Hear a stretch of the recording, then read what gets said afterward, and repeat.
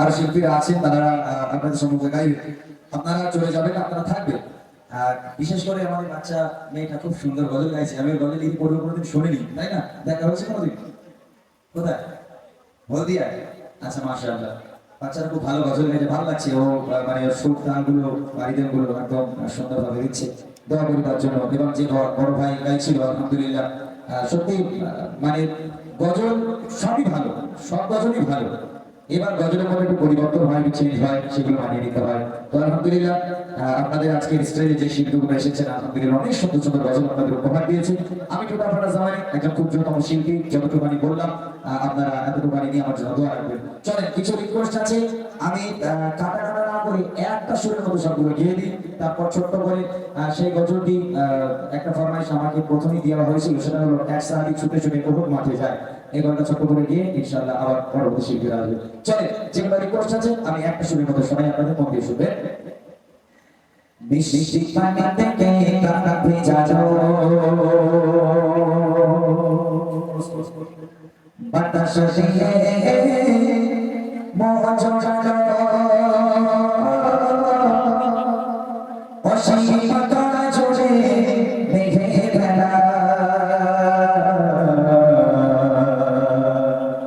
শুধু আমার মানে গানা গানা গানা, আমার মানে গানা গানা গানা, শুধু আমার মানে গানা গানা গানা, আমার মানে গানা গানা গানা, শুধু শুধু থেকে গায়ানো, শুধু গানে গানা গানা, শুধু শুধু থেকে গায়ানো, শুধু গানে গানা গানা, শুধু মাথা